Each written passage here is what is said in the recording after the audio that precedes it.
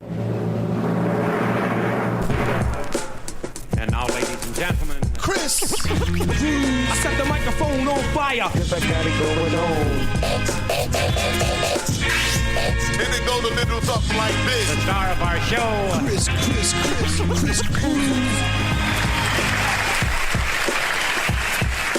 Hey guys, welcome back to a brand new week of interviews. That is right, of interviews. Starting today, October 31st until November 8th, I'm going to be launching every single day new interviews that can affect the way that you vote on November 8th. Because this is what it's all about. It's all about the next week, the next couple of days for you to decide who are you going to vote. But before that, we got to take a trip because recent survey says that a projected of 24 million were supposed to sign up for Obamacare. Only 10.4, about 10.4 have subscribed to that so-called Obamacare Affordable Care Act. And guys, guess what? Starting 2017, if you have Obamacare or the Affordable Care Act, your premium might rise up to 25% next year. And guess what? I even saw that Arizona is going to be raised for 114%. So for that, let's listen to President Obama as he talked about Obamacare. That's priceless. And now you can do it for less than your cell phone bill. That's what change looks like. And let's go to the phone lines with Jason Pye, comms director of FreedomWorks. Hey, Jason, what is going on with Obamacare? Something that me and you do not agree on. Well, I mean, it really does appear like the law is completely unraveling. You've had three major health insurers, including Aetna and United Healthcare, withdraw from most state exchanges, if not all of them, because of poor enrollment numbers. People who too many sick people were enrolled in plans. They were using their health care. We call it utilization. They were using their health care more frequently when they lost money on the exchanges. So they had to pull out of those states where they were losing money. And then you also have the healthcare co-ops. All but 7 of the original 23, 24 healthcare co-ops that were created under Obamacare. This was the progressive alternative or the liberal alternative to what was the single payer, the public option. All but 7 of those have folded. And now you have health insurance premiums, which conservatives have been saying that this was going to happen. Insurance premiums for the most popular plan on the healthcare exchanges, the Obamacare exchanges, is up by 25%. That's what the estimate that came out last night.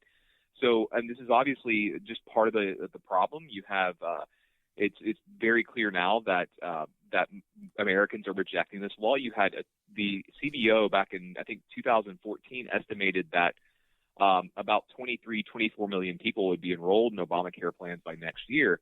As you mentioned in your opening, they're more than half under that number. It's quite shocking how Americans really have rejected it. We talk about polls on Obamacare and how unpopular it is within the polls, but the actual poll that really matters, not just public opinion polls, is the actual number of enrollments. They have fallen so far short that they can't spin their way out of this one. No, it's really interesting to see because, like you said, a lot of conservatives, especially the big conservative, they said this is not something that Americans going to accept, and it should not be something that the government should mandate. And people are going to be, but why are you bringing FreedomWorks into this? And I'm going to ask you this, Jason. Why is FreedomWorks talking about Obamacare? I mean, it's at the end of the day, I think what you hammered on a couple of different points here that are absolutely right. The government shouldn't be telling you to buy anything. I mean, if they can tell you to buy health care, they can tell you to eat broccoli. This is a matter of freedom, individual choice. If I don't want to have health care, that should be my decision. With that said, there's also aspects of this law that are very troubling from a fiscal nature. And this bill is going to contribute to the entitlement programs that we already have. And we already have something like $75 million in unfunded liabilities through Social Security and Medicare, and that's over the next 75 years. Obamacare is just going to add to it. And those estimates, by the way, are conservative estimates. Some of the larger estimates say over $200 trillion in unfunded liabilities over the next 75 years. So taxpayers are going to be forced to bear the brunt of this. And then we also have Obamacare making the cost of coverage that much more expensive. the 10 essential benefits or the 10 mandated benefits that the Obama administration, its army of bureaucrats have put in place are making health insurance that much more expensive. And insurers, to accommodate for the cost, otherwise if they didn't accommodate for the cost by narrowing doctors' networks or creating high deductible plans, Americans would be able to afford Obamacare even with the subsidies that people get. So, I mean, and to be just to be point blank honest with you, it tells you something that if you have to subsidize something, it tells you this is huge. If you have to subsidize something, it tells you how unpopular it really is. The fact that people still aren't buying these plans, that people still are skeptical of Obamacare, that insurers are having to raise premiums, and they're giving money away, taxpayer money away. They're putting the burden on us, but they're giving taxpayer money away, and people still won't sign up for it in the numbers they expected. No, yeah, and that is key right there, Jason, because people say, oh, but the government can pay for it. And people forget, and they don't realize that government doesn't have any money. Government has no money, and they don't own anything. Yep. So when they say we're going to subsidize it, just to let you guys know, you're paying just for your health care, but you're also paying for your neighbor's health care as well. So we become this one big family that, you know what, I'm going to pay for your health care. Don't worry about it. And it's interesting because you talked about insurance company leaving the one kind of marketplace for insurance. For example, I got a couple of them here. You got Florida that started in 2014 with 8, 2015 with 10, 2016 with 7, and now they're projecting that for 2017 they're only going to be with 5. In Georgia, that's your state, Jason. Yeah. You guys are right now at 8 at 2016, but you're going to be ended with 5. So we see here a big drop. For example, Kentucky. Kentucky right now is at 7 healthcare providers, and then by 2017, only 3 are going to be participating in this Obamacare. And in South Carolina, they got 3 currently, and by the beginning of 2017, they're only going to have 1 left. So that doesn't leave with a lot of choices, like Obama said at the beginning of the show. I played clip where it said, well, you could pay your health bill less than your cell phone. Well, my cell phone, Jason, I don't know about yours, but my cell phone is only $110. It is not $202 as I could see here. Yeah. So, like, I don't get that. Now, what is FreedomWorks doing? Because I know you guys do a lot of work organizing activists and kind of informing people. Well, I mean, we have a lame duck session coming up. I mean, I can tell you that on the Obamacare topic, we'll be talking to members of Congress, our allied offices, members of the House Freedom Caucus, who are the most conservative members of the conference. We'll be talking to them and trying to figure out ways we can strategize on this in the upcoming next couple of months. But into the new Congress, a lot depends on what happens the next couple of weeks. I mean, the path has been laid for us to have full repeal of Obamacare. We've actually put a bill on the president's desk. We can do it through reconciliation. We can repeal the worst parts of this law. We can get rid of the individual mandate. We can get rid of the burdensome regulations that are driving up the cost of health insurance coverage. But, you know, everything really does depend on what happens the next 2 weeks. If Republicans lose the Senate, you know, those prospects go away, unfortunately. And so that kind of underlies what maybe the kind of dire nature of where we're going with this law. But you can expect to see FreedomWorks continue to take action, continue to drive messages to our activist base of 5.7 million freedom-loving conservatives and libertarians, asking them to touch base with their member of Congress, and so we can repeal this law, and also to push through a real patient-centered alternative, one that focuses on doctor-patient relationships, that removes this big top-down, big government mandate that we have that we call Obamacare, and start and make health care and health insurance less about government mandates and more about people and people who need help.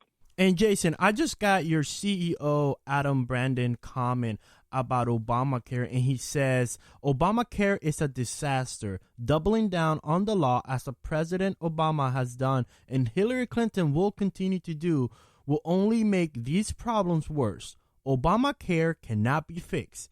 It must be repealed and replaced with patient-centered alternative.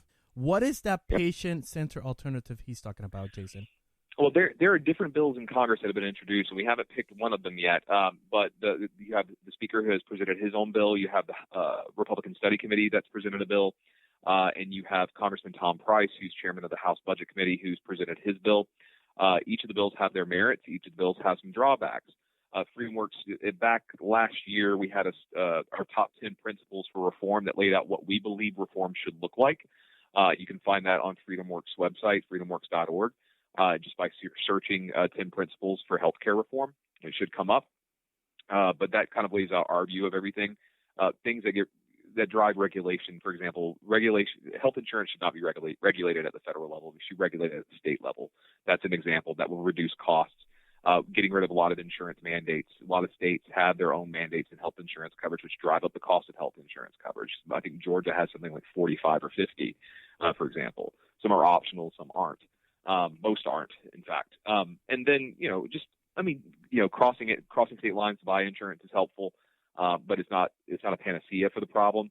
But also just getting back to a more a patient-focused model where people can walk into a doctor's office and not have to ask questions about how much a procedure is going to cost. People, I think one of the problems that we have in health insurance coverage is we really don't, or in terms of the health insurance industry as well as health insurance companies, is people really don't know how much they're spending on health insurance. They get their premium taken out, but they don't ever see the bottom line bill. I went to the doctor about a month ago for a checkup, and I just basically walked out without paying anything, without doing anything, without getting a bill. The only thing I got was a prescription, and that was it. That's awesome. And a lot of things people forget is the veterans, how failure they have been. They're on that, I rely on the veterans to get me a doctor.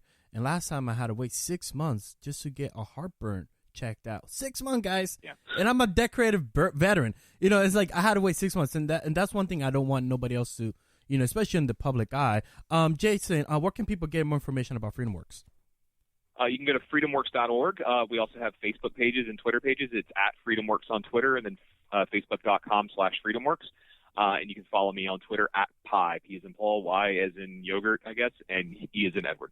Yeah, guys, FreedomWorks aims to educate, build, and mobilize the largest network of activists advocating the principle of smaller government, lower taxes, free market, personal freedom, and the rule of law. For more information, please visit www.freedomworks.org. Jason, thank you so much for joining us, and hopefully we'll get this Obamacare fixed, and hopefully we get to talk about something better hopefully not too long ago next year. Yeah. Thank you, Chris. I appreciate it, man. No Have problem. a good one. Hey, guys, that is it for today. That was the first interview, and I'll be launching every single day until November 8th. Different interviews that's going to give you a different perspective of what is at stake on this election. Now, a couple ways you could do this. You could visit kriscruzblog.com/radio, and you can see all the podcasts that I'll be releasing starting today. Now, also at 8 o'clock p.m. Eastern Standard Time, all these interviews each and every single day at 8 o'clock p.m. Eastern Standard Time, they will go live via Spreaker.com. So you got plenty of different ways to listen to me, but it's all housed under kriscruzblog.com/radio. And if you have any questions, go visit me on the Twitter via RC_KRIS, and of course, my website, KrisCruzblog.com. That is KRISCRUZ blog.com. Hey guys, until next time.